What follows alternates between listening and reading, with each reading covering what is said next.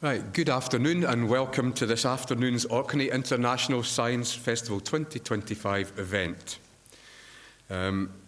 It's my pleasure to be hosting this talk in the cinema. I absolutely love folklore, storytelling and its relationship to modern interpretations of nature and real things. This event has all of that. So our speaker this afternoon is Terry Gunnell. Terry is a professor of folkloristics at the University of Iceland. He's the author of The Origins of Drama in Scandinavia, editor of Masks and Mumming in the Nordic area, Legends and Landscape and Grim Ripples, and also The Legacy of the Grimm's Deutsche Sagen in Northern Europe.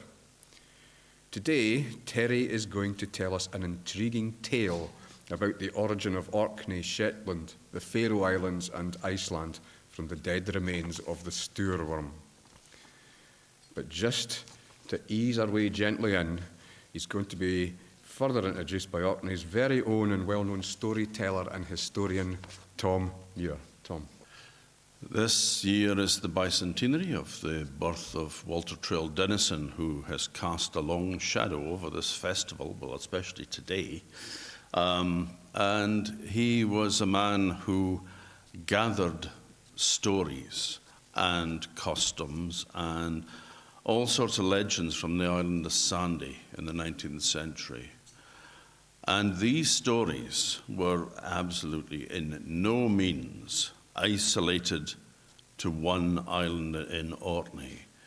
They were told all over the islands, throughout Shetland, Faroes, Iceland. There was a really strong North Atlantic connection.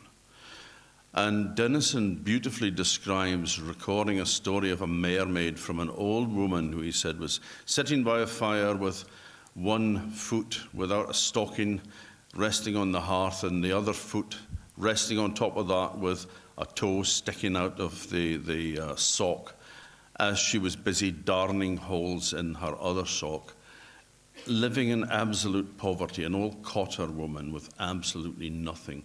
And she was describing the beauty of the mermaid in such terms, he said her hands fell on her knees and she looked off into space, lost in the beauty of the mermaid, while surrounded by poverty and squalor.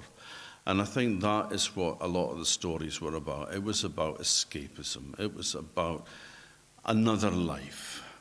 A life that they could never, ever attain. But these stories were all over. And I'm delighted to have Terry here to share a few about similarities and all between the stories as well throughout the North Atlantic.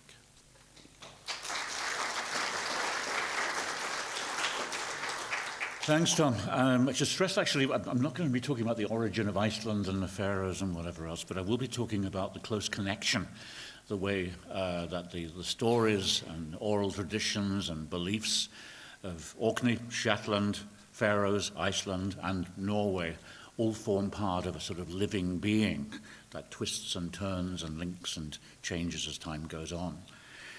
Now, I should start by thanking Howie for inviting me back to Orkney here. Over the years, I've had most contact with Shetland, apart from one all-too-brief trip to Kirkwall. So it's really nice to get the chance to come back to Orkney and have a little more time properly acquainting myself with the islands, their folklore, and their history. And many thanks, too, to Tom Muir for kindly putting me up for so many days. I'm amazed he can survive this. Now, as we've just heard, we're approaching the 200th anniversary of the birth of the great Orcadian folklore collector, Walter Traill Dennison, something which makes it fitting that I start by introducing you all to the newly opened database of Orkney legends, which forms a valuable section of the large Sagnagrunnar database of North Atlantic folk legends that we started up in Iceland over 20 years ago.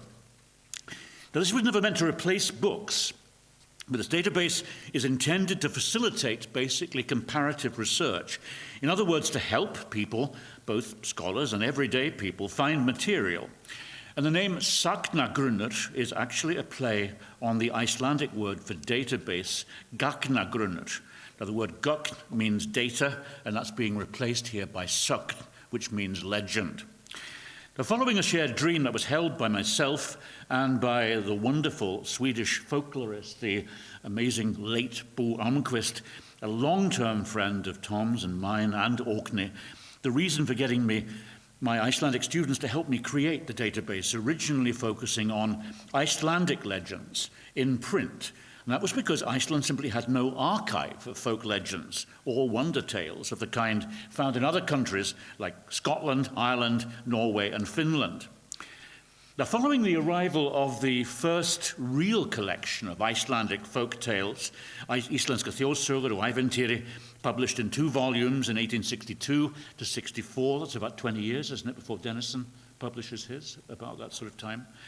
It was assembled by Jón Árnason.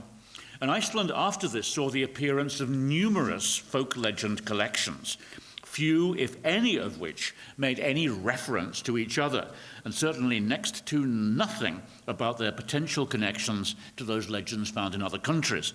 If such a connection was ever noted, the immediate Icelandic knee-jerk reaction tended to be that this legend in question must have originally come from Iceland and then traveled to other places. There was little, if any, interest in considering whether it might have had a Nordic or Gallic background and what that might imply. The stress was placed on their being Icelandic. Little emphasis was placed on their local background, and little reference was ever made to these lists of migratory legends, migratory wonder tales, and migratory motifs that were being compiled elsewhere in Europe and America.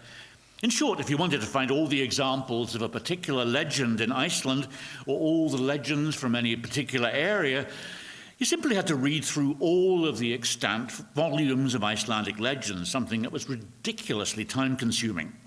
I wanted to look at the legends in a wider international context, while also bringing them back to their local environment, and to make this somewhat easier.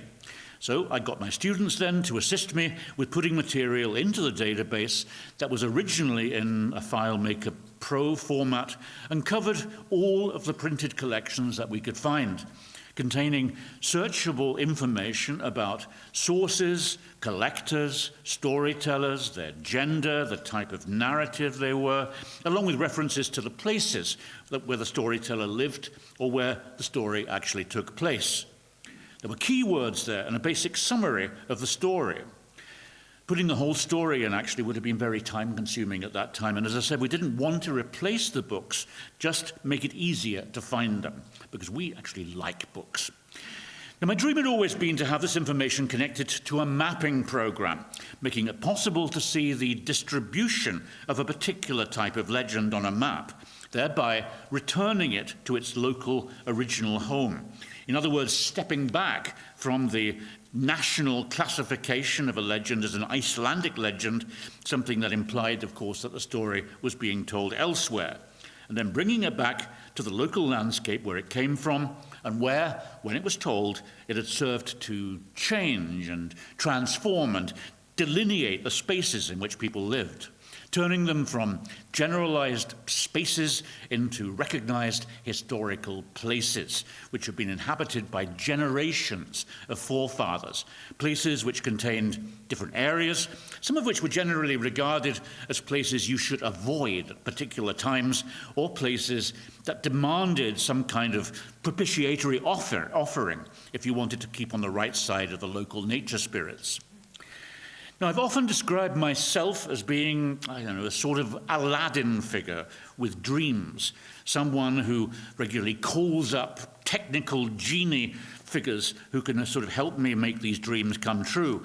And in this case, my genie was a prospective MA student called Trausti Dagsson, who'd done a little mapping work already in the north of the country. And this became Trausti's MA project, partly funded by the Icelandic Science Council and the Gustav Adolphs Academy in Sweden. Now, I'd also dreamt of connecting our database of almost 10,000 printed legends to another database that existed, which contained records of the over 10,000 recordings, sound recordings of legends that were housed in the sound archives of the Árnamagnæan Institute in Iceland and had been put together by this lady here, Rósa Þorsteinsdóttir. Now, Rosa had been working with us right from the beginning when we started compiling our shared list of keywords. And when Trausti was invited to join the Institute, he brought about the connection that we were dreaming of, at last making it literally possible for someone to stand in the countryside with their mobile phone and not only read a legend told about this abandoned farmhouse or that, but also to listen to it. Now, we've since gone on to add links to the original manuscripts of the legends that were collected by Jón Árnason, and also the letters that accompanied them when they were sent in, thereby giving us a chance to not only see the handwriting of the collector, but also how the editors of these printed collections of stories changed their accounts for public consumption. In short, we're being brought even closer to the original storytellers and the ways in which they saw their material. And Trausti also made it possible to investigate the connections that existed between the various collectors in family terms, also by letters, and the associations that existed between different keywords. It looked great actually on a t-shirt when it comes down to it. And he's also experimented with the creation of different sorts of maps. We've got heat maps, black and white maps, and so on. Now, the next step for us was to start adding information to the database about those legends found in the other North Atlantic islands to see what they had in common, something that would enable us to consider how cultural, social, geographic differences made a difference to the narratives that people were telling. And my long-term aim was to find a way to link up to the new databases of Danish legends that Timothy Tangolini had assembled for Denmark, and then that from Sweden, which Frederick Scott had started working on with our friend Trausti's help. This would help us see even more clearly exactly how stories changed as they moved, which legends can be seen as being Nordic and which are more localized. And this would naturally raise new questions. If a story didn't cross a border, exactly why was this? And if they did cross a border, exactly how and why did they move? Next step came in 2021, when we received a 2-year grant kindly provided to us by the Shetland Amenity Trust, which, with the help of funding from the University of Iceland, paid for another ex-MA student of mine, Nikolai Lance, to put in all the information he could find about the narratives recorded in Shetland. That same year, I managed to get yet more finance from the Icelandic government to pay for someone to start adding all the printed migratory legends from the Faroes.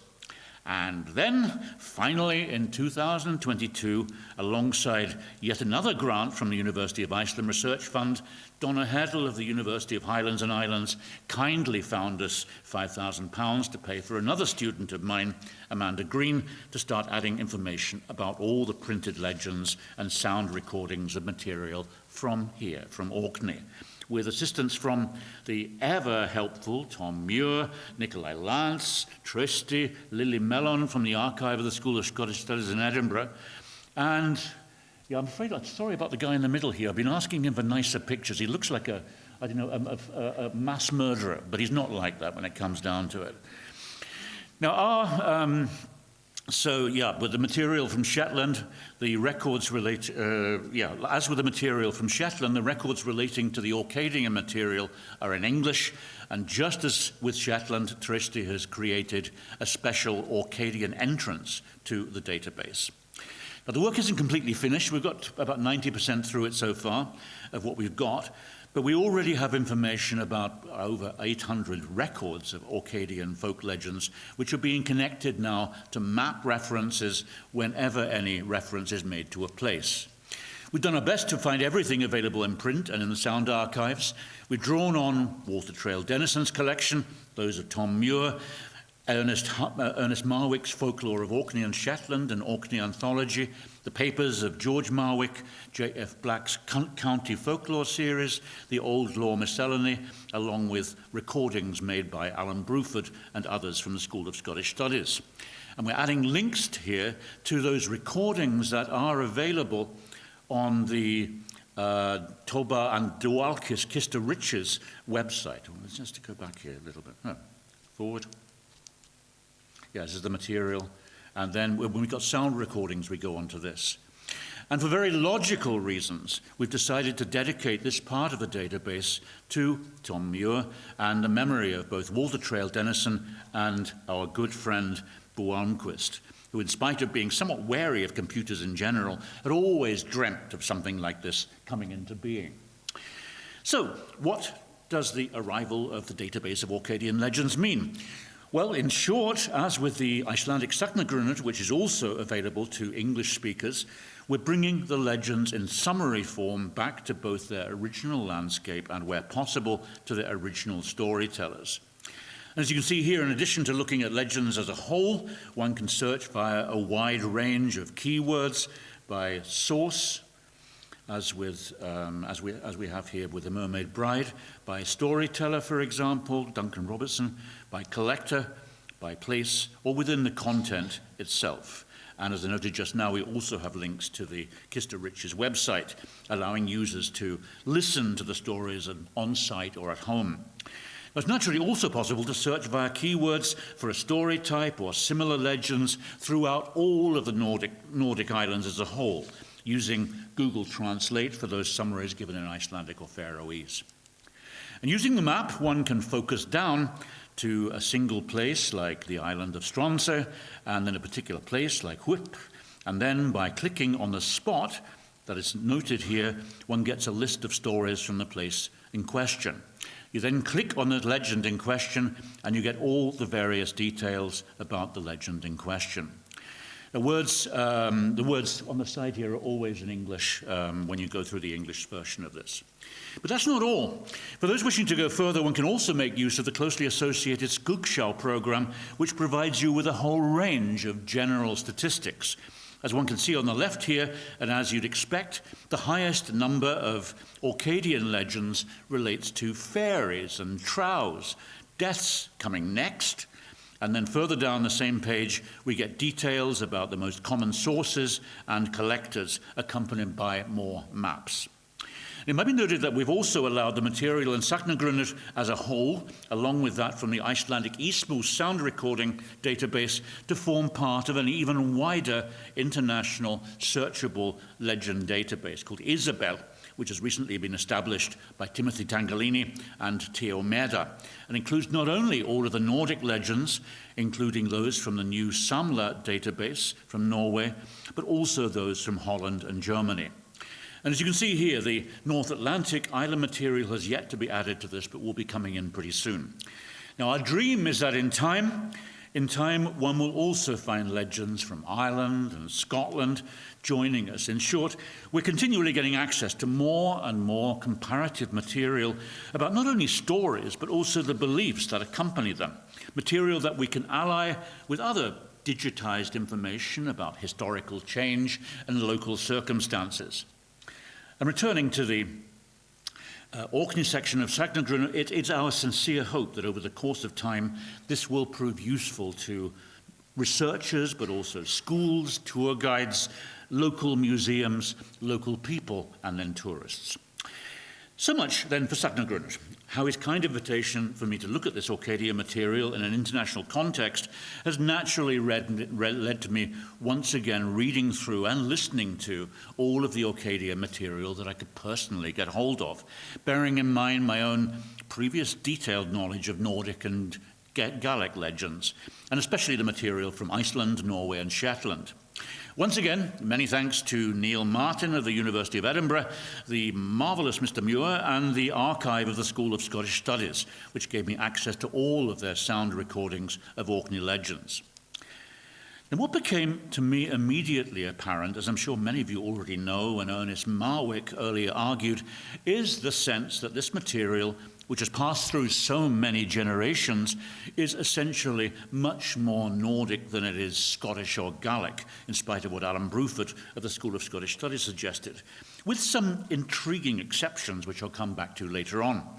Now, this is especially interesting when one considers the facts that contacts with Norway were badly endangered by the devastations of the Black Death in Norway in the 14th century, that Orkney, of course, came under Scottish control in the 15th.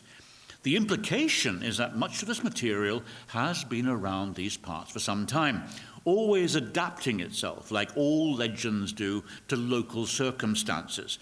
In many ways, one can think of these legends as being, this is like the top level of a whole strata of underlying levels of earth, a little bit like we've been hearing about in earlier legends. But certainly many of the most famous legends, such as the story of Assiepattle and the Stoor Worm, and that telling of why the sea is salty, would certainly seem to have very, very old roots, and both were clearly well known in Norway. The latter, which you can find in Asbjørnsen and Moe's collection of fairy tales, has roots in a story recounted in the old Icelandic poem Grottasöngur from around about 1400. As is well known, Assiepattle is a wonder hero. He's got clear parallels in the Norwegian fairy tale hero Askeladden. And even though the story in general contains a long list of other well-known international fairy tale motifs, such as the threatened princess, the magical horse, the magical sword, and the hungry dragon, when one considers the nature of the monster itself, one can't help considering the famous myth of Thor and the Middle-earth sea serpent, which was clearly known throughout the Old Norse diaspora before the arrival of Christianity. Indeed, the various adventures of Thor getting things back from other places, we find a number of wonder tale motifs from these stories also cropping up, if you look at it, in later James Bond and Die Hard movies. The same sorts of stories go on. As I pointed out elsewhere, I'm also pretty certain you can find other remnants of Thor and the serpent myth in the legend of the Trow of Windhouse from Shetland, where we find a hero with an axe finding himself in a house that's surrounded by a serpent, a little bit like the Norwegian legend of Peer Gynt. Another potentially ancient Nordic motif is found in the poetic remnants of a legend seemingly associated with Hoy, which tells of the everlasting battle between two armies that are cursed to fight forever, a narrative which actually first appears in an Icelandic manuscript from the late 14th century, but has close connections to the even earlier recordings of myths about the daily battles of the Einherjar warriors of Valhalla. Yet further memories of ancient mythological tales would seem to be found in a number of the recordings made in the late 19th century by George Marwick, who Tom was talking about earlier. And these seem to have a root in the story of the god Odin and his son, Hermodr's trip to rescue Odin's other son, Baldur, from the underworld, another version of which goes right back to the 13th century, if not earlier. But note on the left here, all the really interesting name changes here. As Odin becomes Mr. Odi, Baldur becomes Bailey, Hermodr becomes Harry Moat, and so on and so on. And here we see, certainly, as so often, oral narratives showing the stories adapting to the local environment. Same certainly applies to other Orcadian legends, which are well known in the Nordic countries, but have roots that stretch right back as far as ancient Greece, which is not saying it comes immediately here from Greece, but it, like the strata, has been going through a very long time. And one of the best examples here is this quite famous account of the Finn folk and the mill of Scale, which tells of the Finn people attempting to take over a water mill and being frightened away by a beggar woman who calls herself Selina Mill. Some of you might recognize a clear forerunner to the story in the account of Odysseus, who's escaping from a one-eyed cyclops called Polyphemus in Homer's Odyssey. Yet another Orcadian motif found in the works of Homer crops up in what Tom Muir calls a heatherblether story, and then in another form in the account of a man called Mummy Scott. Now, in the first case, winds are created by a ball that's thrown into the sea at a particular point, and in the other, much closer to the original in the Odyssey, we have a witch providing a knotted piece of string. And in both cases, as in the Odyssey, mistakes are made which cause storms. And then we have the story of the stout stumbler, which has faint echoes of Plutarch's famous Pan is dead narrative, in which a strange voice is heard calling in the distance, announcing the death of somebody, and is then followed by somebody with a supernatural background making a rapid departure up through the room. Unlike in Ireland, where the departing figure is often a cat who has heard the announcement of the death of the king of cats, in Orkney, just as in Norway, we're dealing with a supernatural being, some kind of land spirit. Now, by the way, I should state straight away that I'm going to avoid using the word fairies here in connection with the Orkney legends. I'm going to keep to the word trolls, partly because I like it, but also just as outsiders regularly misunderstand the nature of the Icelandic álfar when the word is translated as elves. Most outsiders are going to have a very different image of the word fairies than Orcadians do. I don't think you get a lot of sort of winged figures floating around the landscape here. Looking at the Orcadian corpus as a whole, what stands out to my mind is the emphasis on the dangers and mystery of the sea, something underlined in the accounts of encounters with not only the Stoor Worm, but also the mother of the sea, and the Nucklavi, and the Finn king, the Finn folk, the Finn wives, the mermaids, the sea trows, the selkies, and not least the underwater world of Finnfolkaheim, and then the magical Hildeland or Heatherblether somewhere out there on the horizon.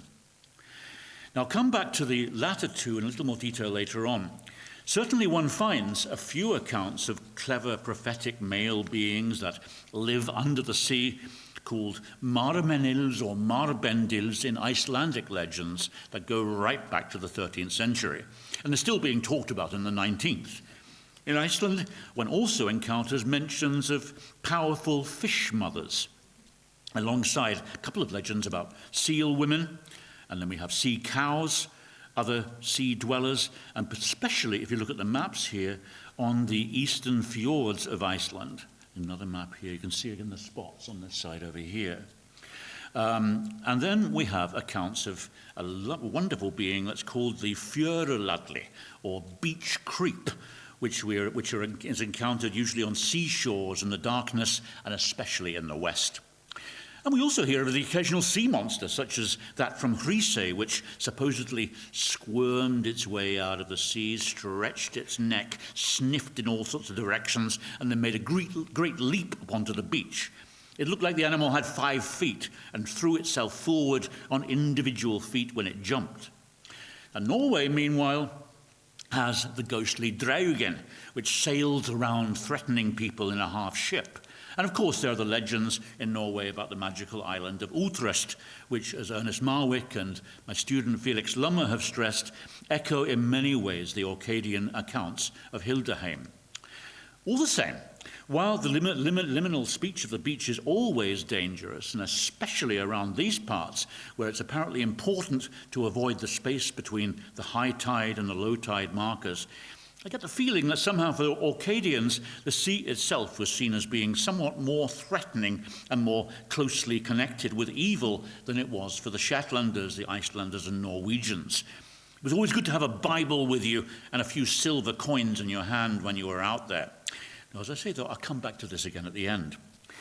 Now, also interesting about Orkney is the fact that while we certainly find similar legends to those elsewhere in the north of wandering trolls or giants creating the odd island or rocks, one doesn't find the same kind of stories of witches and magicians as those found in Scandinavia.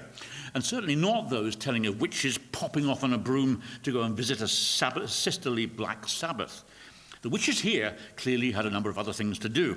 While they seem to have had a general habit of stealing milk profits, the Orcadian spaewives, when they aren't dishing out advice, do seem to be a little bit closer to the weird sisterly Macbethian storm creators than one finds in Scotland, thereby again joining forces with the powerful Finnfolk and sea trows. And here I think we have actually another element about dating. I think these stories come from a later period around the time of James VI, for example, who was very interested in storm witches. Particularly interesting, though, is the way in which the international migratory legends, like those also found in Norway and Iceland, do seem to have adapted themselves in all sorts of various ways to the local Orcadian surroundings. And this, of course, is something that applies in particular to the Orcadian stories about the ancient grave mounds, which, once again to my mind, like those of other scholars, have, I think, pretty early roots, which might reach right back to the arrival of the early Nordic settlers. Now in Norway, in Orkney, much like in Norway and Shetland, these sites, of course, came to be seen as the homes of partying, dancing trows, places where time passes much faster than outside and where it's pretty easy to find yourself caught up in the festivities.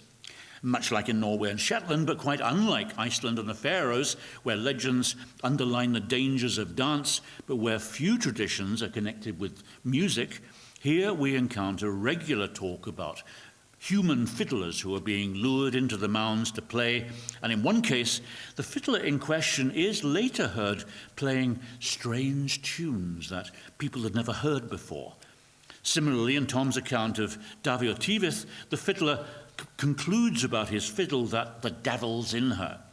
Now, in both cases, we do seem to be witnessing here remains of the widespread Norwegian beliefs that fiddling itself had a supernatural element, something reflected in the numerous Norwegian legends that suggest that fiddlers often learnt their skills from making sacrifices to the male Fossegrim or Nøkken who lived within the waterfall. You have to take along a leg of lamb and give it to the figure, and then he'll teach you how to play. Now, some of you may also have seen this statue on the left here of the fiddler Ole Bull in Bergen. But interestingly enough, while Orkney has few waterfalls to equal those found in Norway or Iceland, our oldest reference to this idea of inspirational waterfalls is found in a poem by the early 13th century Bishop of Orkney, Bjarni Kolbeinsson, who makes the claim that unlike others, he did not become wise under waterfalls. But I'll leave it up to you to try and work out which waterfall in Orkney he was talking about. Anyway, folk legends naturally have the regular ability to change the way in which we feel about the landscape that surrounds us. And this is certainly something that certainly applies to the grave mounds that I mentioned just now. And it's seen in particular in the regular references in the work of Dennison, Tom, and the Marwicks, all of whom note that offerings were regularly made to the Orkney mounds in the shape of milk, buttermilk, and at least in one case, wine. Very classy spirits you've got around here. But in other cases, we hear of similar offerings being made to the supernatural being that's most closely associated with the mound.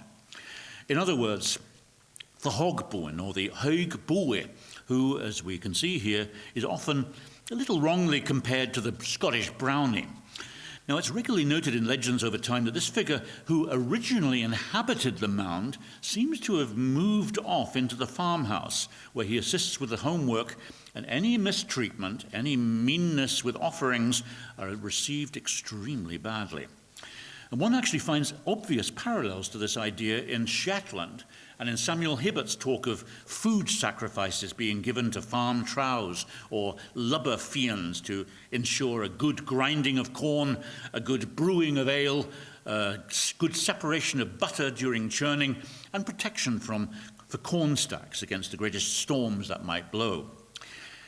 Now, the ancient roots of these ideas, and not least the Orcadian name of the Høgboen, encourages further investigation into the age of the traditions associated with him, and this, once again, leads us back to Western Norway, where as far back as the 13th century, we read that offerings to grave mounds were banned by law, as was the practice of sitting outside on mounds to try and get contact with their inhabitants.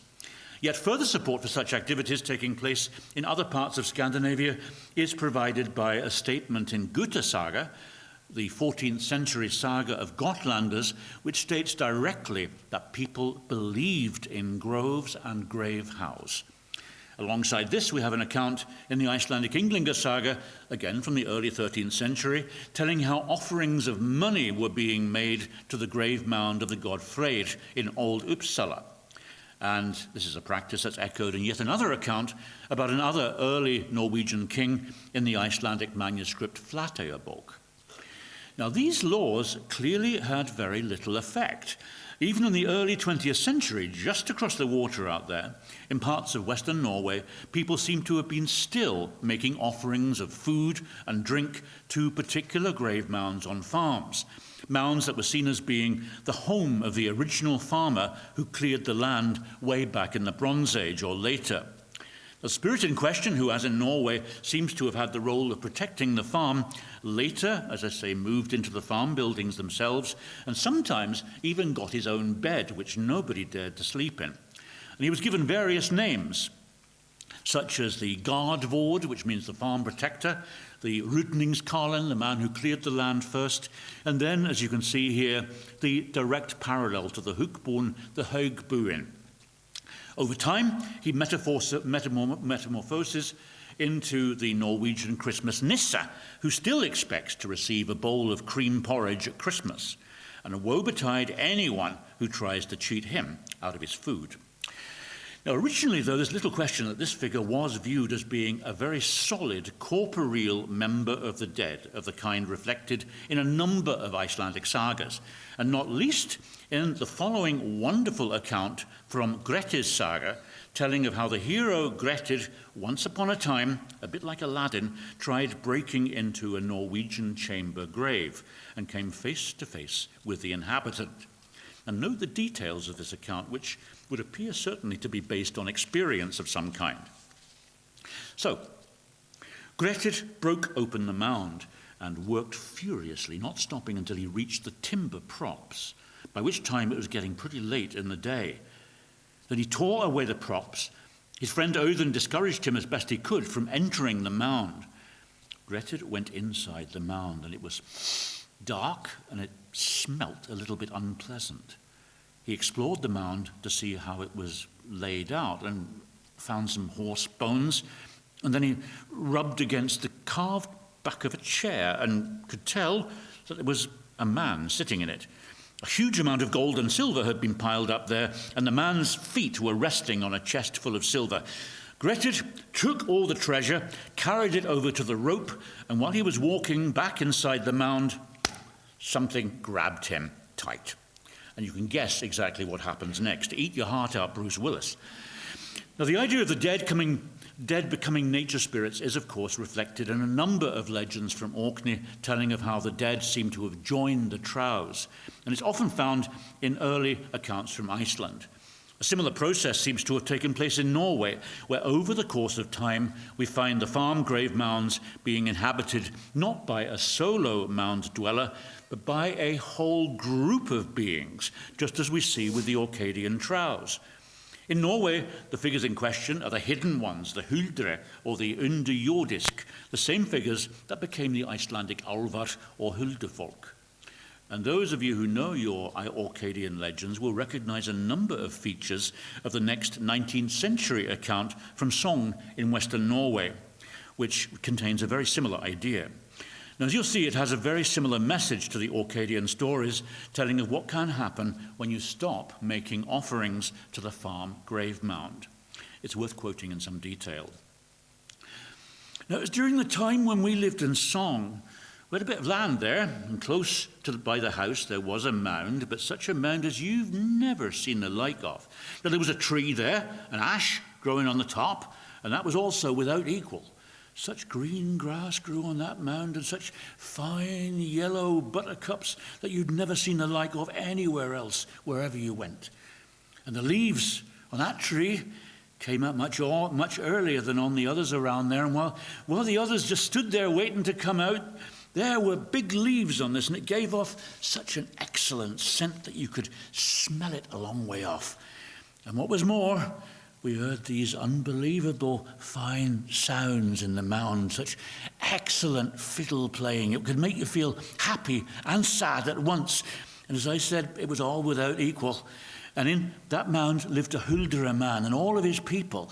And it wasn't hard to sense that in many ways there was someone there who helped everything go well on the farm. Well, we had good luck with all of our farming, even though it wasn't much.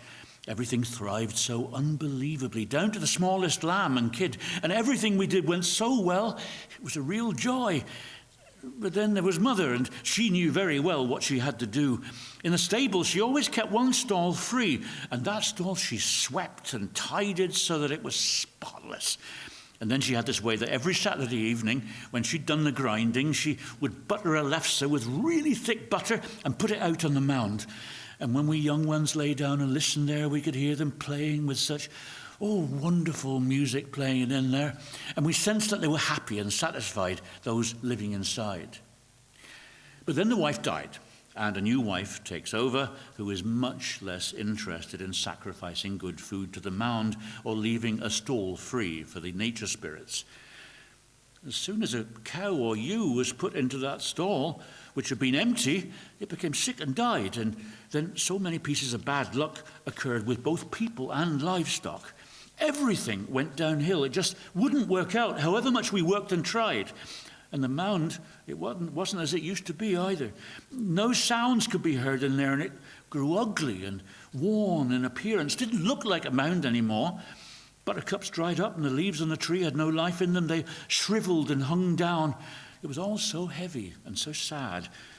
And eventually, we heard a loud commotion in the mound, like when people were moving away. It was like they were bustling and rustling their way across the fields. And he got further and further away until couldn't hear anymore. It was the Huldra people who were moving to another place with all of their belongings. And after that, there's very little to tell. For us, things just got worse and worse, and we children had to go into service, and Father eventually had to leave the farm because of poverty.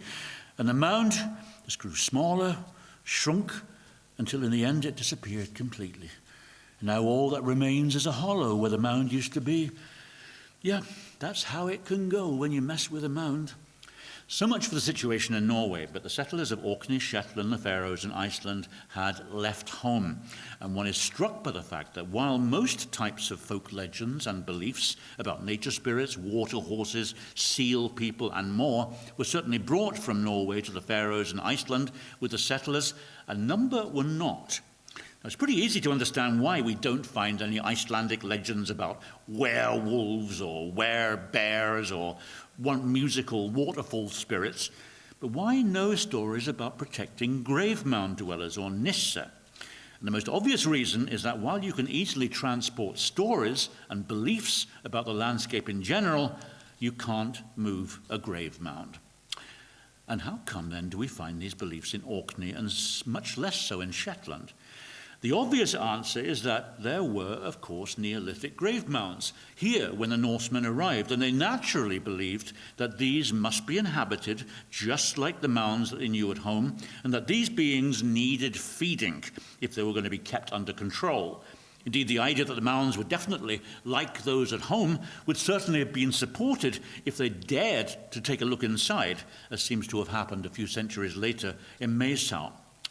So old ideas adapting themselves to local surroundings. And while the Icelanders may not have taken up the idea of protecting farm spirits like the Nissa, Tomta and Brownie, it is noteworthy that they retained the wider idea of maintaining certain sites connected to farms that retained an element of respect.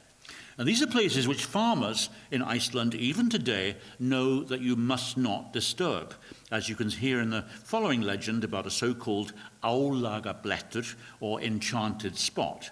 And note once again the parallels. There's an old story about Rufey Island that says that this patch on the island called Kirkja, church, should not be harvested. And there was a farmer called Thorður who lived on Rufey. And one summer, he set out and harvested the spot and decided to ignore everything that was said about that place. But he was a little disturbed by the fact that that autumn, he lost his cow. Thorður didn't let this change his mind, harvested the spot again in the following year, and things got worse because now he lost his ship, which was either smashed on the rocks or sunk, so it couldn't be used. And Thorður still refused to abandon his stubbornness and harvested the spot for a third summer. Idiot. Nothing happened until the autumn, and people had started thinking that nothing now was going to happen until one day in late autumn, Thorður went out to an island and never came back. And when people started wondering where he'd got to, they started searching, and he was found lying in a depression in the ground, his clothes all torn and tattered, himself covered in bruises, black and bloody. Now, he was the best of men, but he was exhausted and had to be supported back to his bed. He lay in his bed all winter and at last got better again. Thorother never wanted to say what had happened to him, but he swore that he would never harvest that place ever again. And people believed that his life had been spared on that condition. And when he died, his daughter, Maria, lost her mind completely, and the same thing was blamed for that.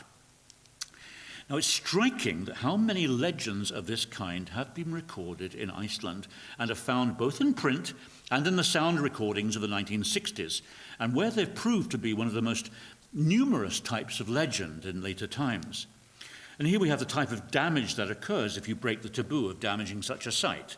It's also noteworthy exactly how many of the sites in question look a little like the grave mounds you find in Orkney. Something that also applies to this sacred site here. Helgafell in the west of Iceland, which according to another very early saga was supposed to have given a home to many of the early settlers in the area when they died. They are supposed to have moved in there and held parties there. Now, I don't know if it's the case today in Orkney, but beliefs in the dangers associated with such enchanted sites exist even today in Iceland.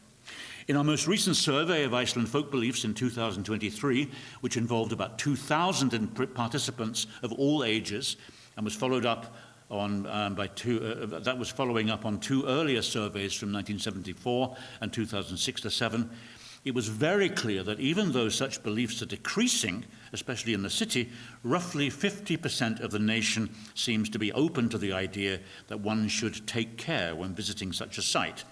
And this was certainly underlined when I took a trip into the countryside with some teacher friends of mine, and we were going to do some sort of scientific experiment. That's what we're supposed to do when we go to the country.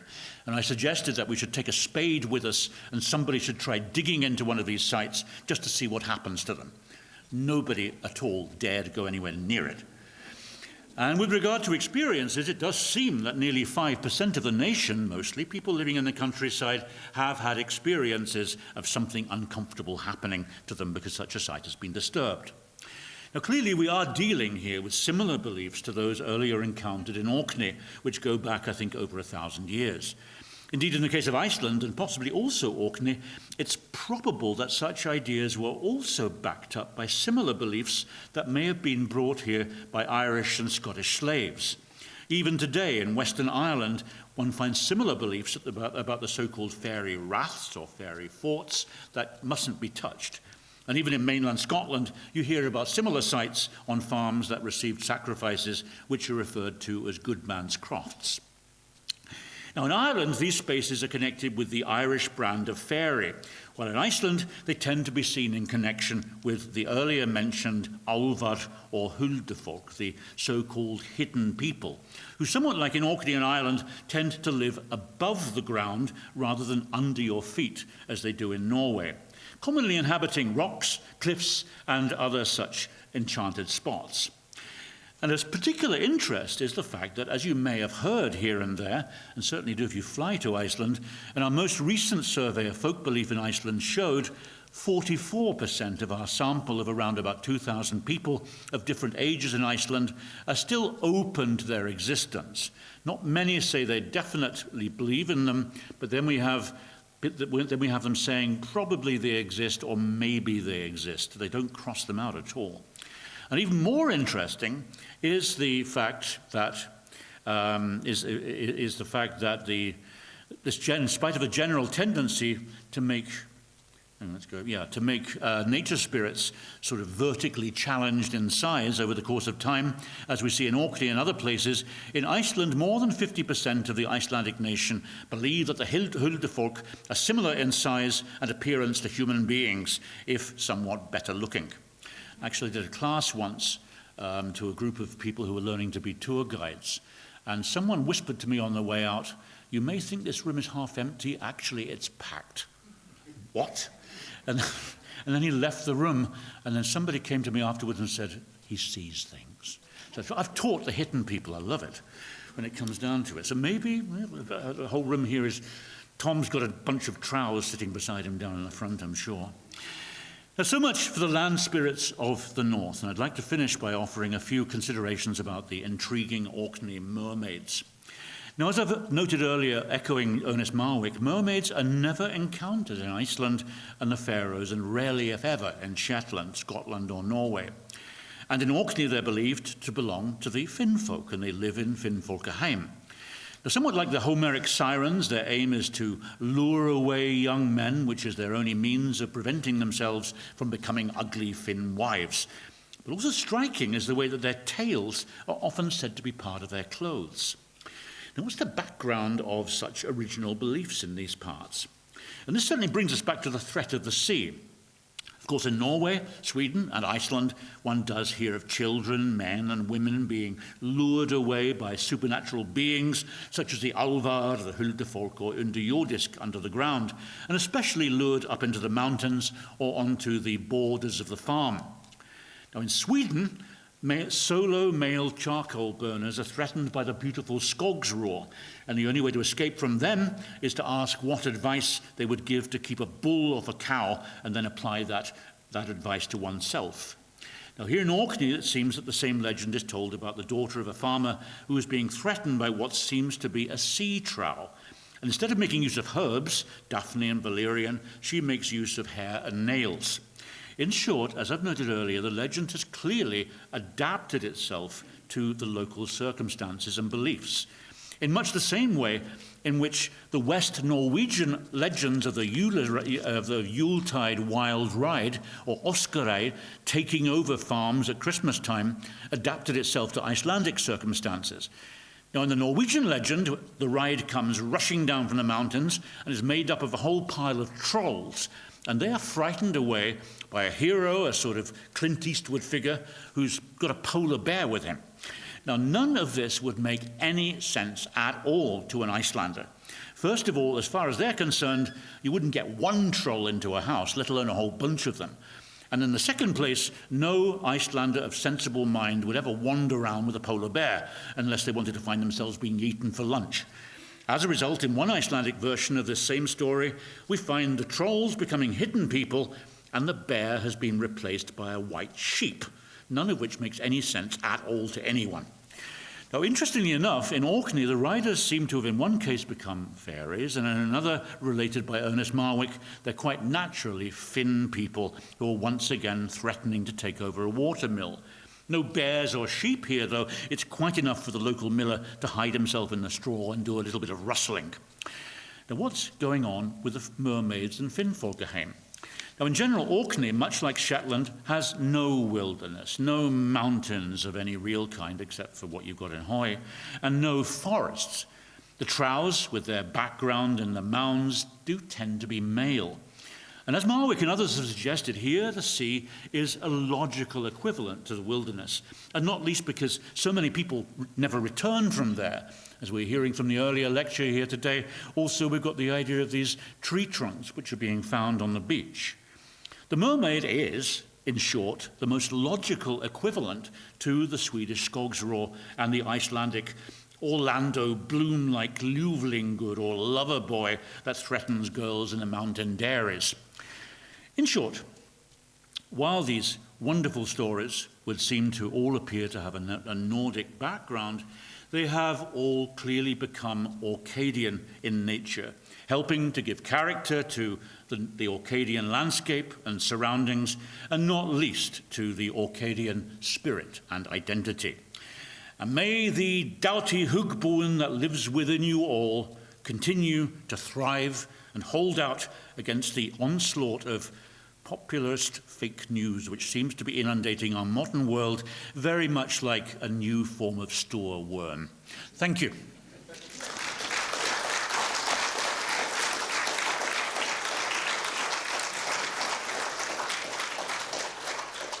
Absolutely brilliant. I could have listened to that for a lot longer, but we have to finish. Now we've got the opportunity for people to ask Terry some questions. Just put your hand up, and Lorna will get to you. There's one up there, Lorna.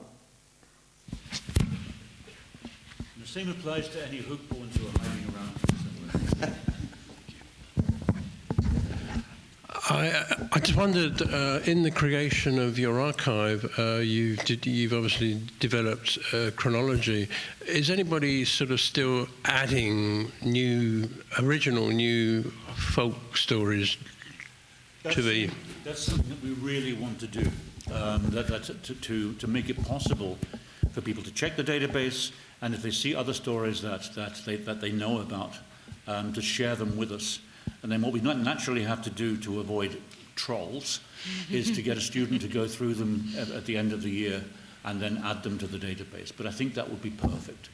So certainly, and in all of these places, that's Orkney, Shetland, and Iceland as well, definitely.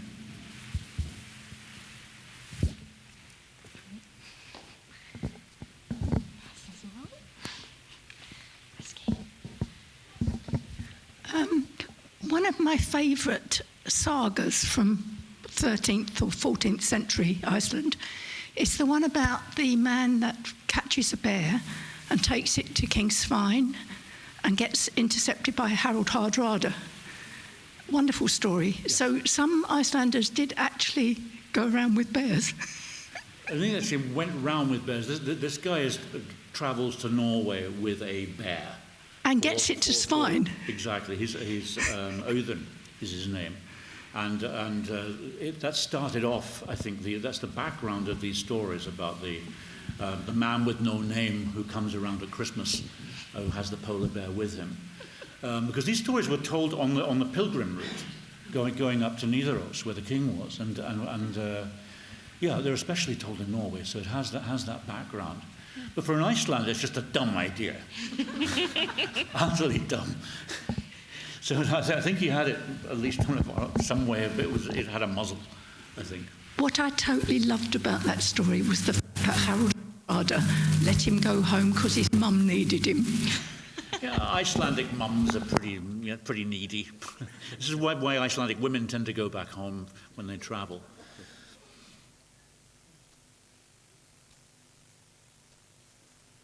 Anything else? Do you have any more? I just wondered if there was any correlation with the way that these stories have travelled with some of the trading routes. Yes, again, definitely. This is part of the question about all the material coming from Norway.